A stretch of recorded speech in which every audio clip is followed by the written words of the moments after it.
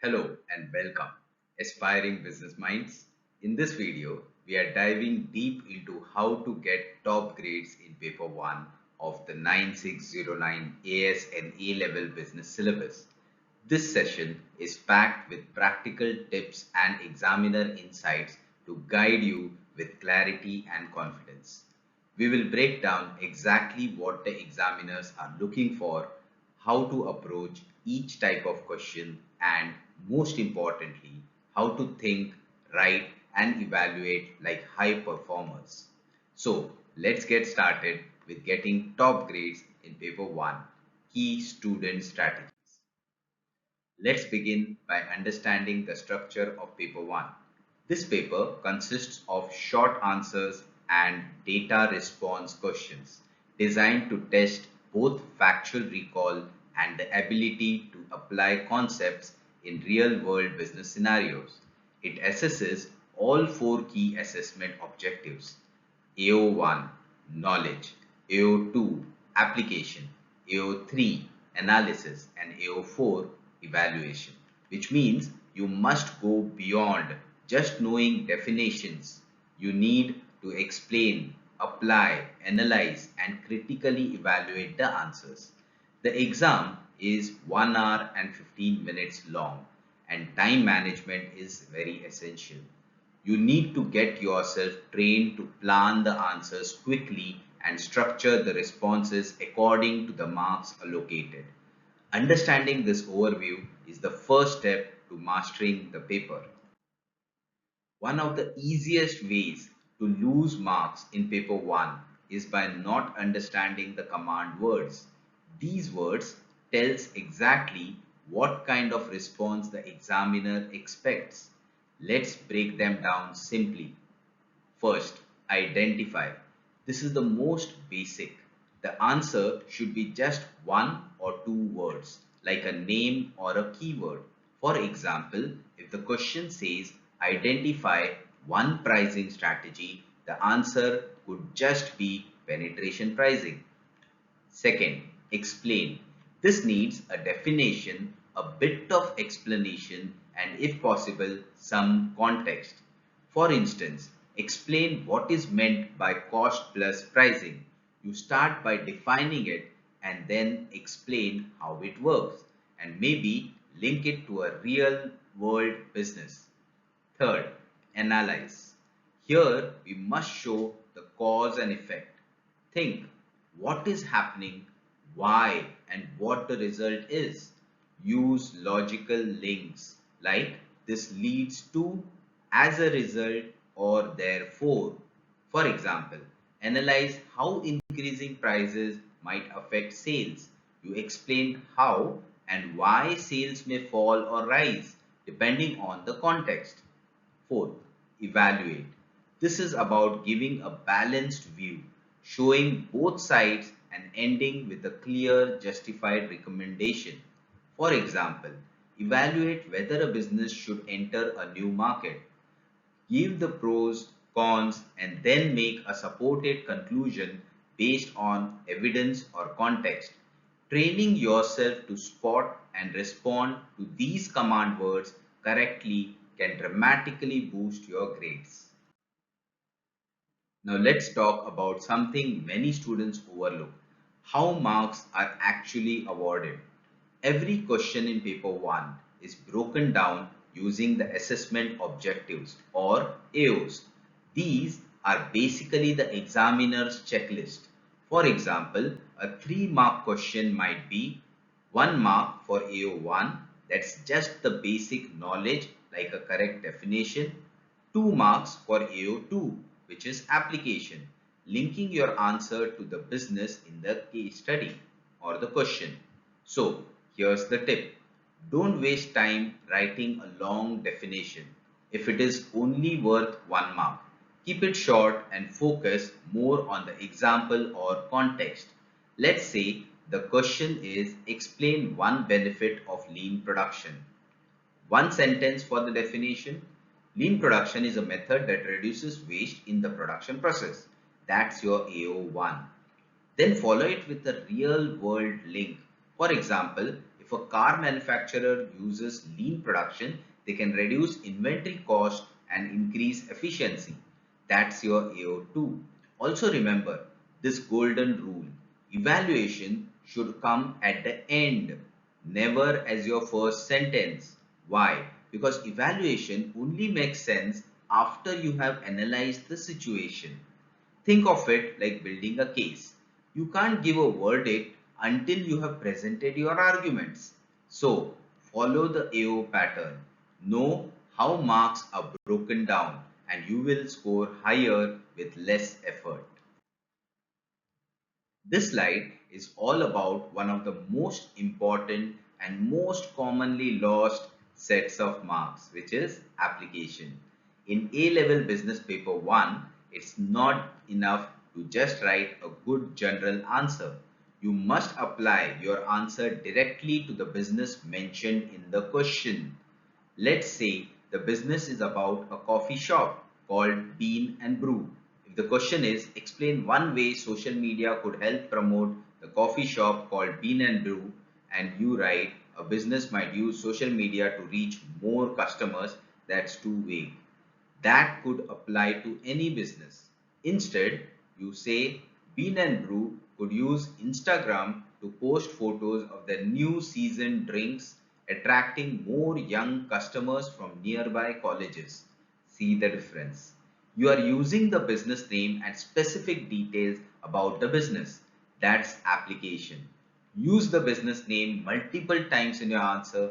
Think of it like answering an interview question. The more tailored your answer, the better impression you make. So remember, vague answers lose marks, specific applied answers gets marks. When it comes to the 8 or 12 mark questions in paper 1, the biggest mistake students make is writing lists of ideas without explaining them properly. What you need instead is a clear, deep structure that examiners love. Think of it like a recipe. First, point. Start with a clear argument. Second, explanation. Define or describe what the point means. Third, application. Link it directly to the business in the question. Fourth, analysis. Explain how or why this point matters. What's the impact? Then repeat this structure for your second point.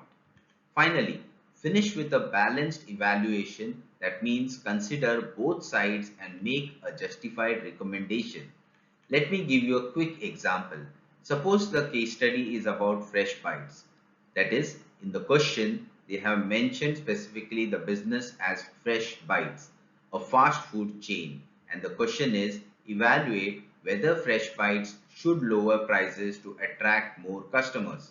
You could say, one benefit of lowering prices is that it may increase demand, especially if Fresh Bites is operating in a price-sensitive market like student areas. This could boost short-term sales and help compete with larger chains like McDonald's. However, lower prices might reduce profit margins. If Fresh Bites has high operating costs, this strategy might not be sustainable. Overall, Fresh Bites should only lower prices if it can reduce its costs, perhaps by switching to cheaper suppliers. Otherwise, it risks damaging long-term profitability. That's a well-structured response. So, always focus on depth over breadth. Two strong developed points are better than four short ones. And don't forget that balanced judgment at the end. Now let's look at some common mistakes that students often make in paper 1. And these are exactly the things you need to avoid if you are aiming for top marks. First, don't just repeat the question. For example, if the question is analyze the impact of increasing prices and you write increasing prices will impact the business, you have said nothing. There is no explanation or analysis there. Always go a step further and show the cause and effect. Next, never start with evaluation. Some students write things like, in my opinion, this strategy won't work. That's jumping to a conclusion before giving any argument or reasoning. Examiners want to see the analysis first. Evaluation comes at the end. Once you have developed both sides, another big one, ignoring the case study. If the question is about a gym called Flex Fitness and you write a business might gain more customers, you will lose application marks. Instead, say Flex Fitness might attract more local members by offering discounts during off-peak hours. Use the name and details of the business specified in the question. Lastly, avoid tautological definition. That means don't define a word by using the same word.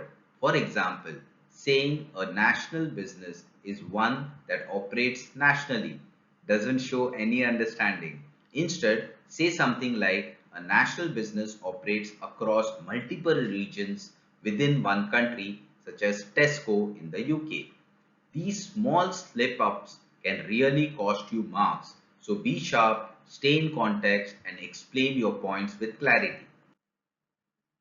Let's now look at what examiners say high-scoring students do consistently.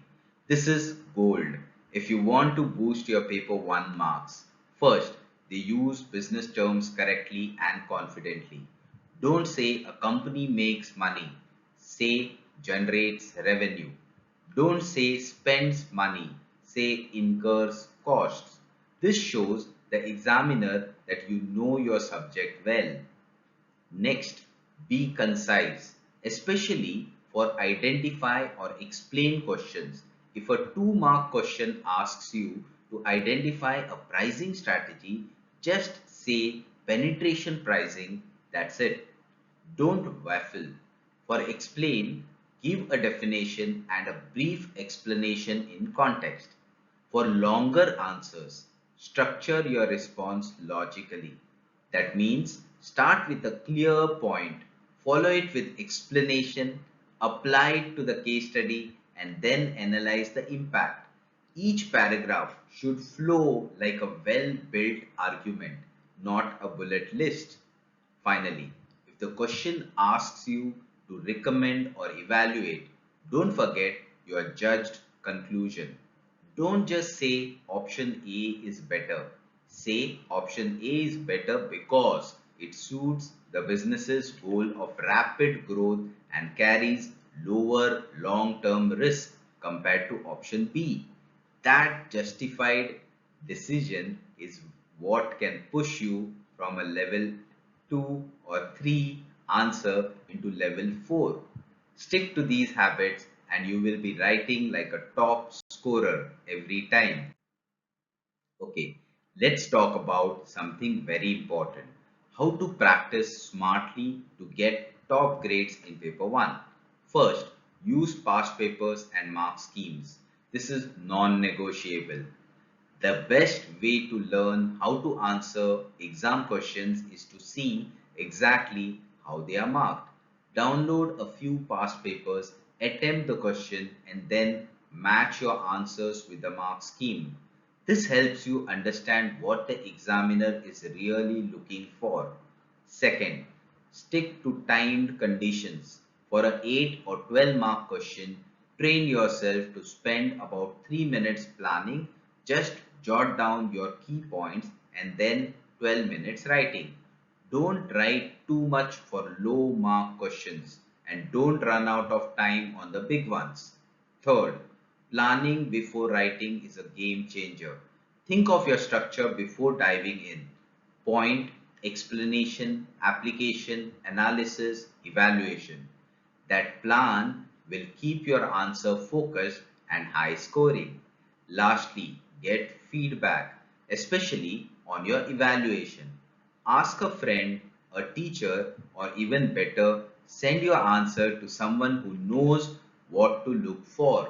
And if you did like detailed personalized feedback on your practice answer, feel free to connect with me at nitindhareshwar@gmail.com.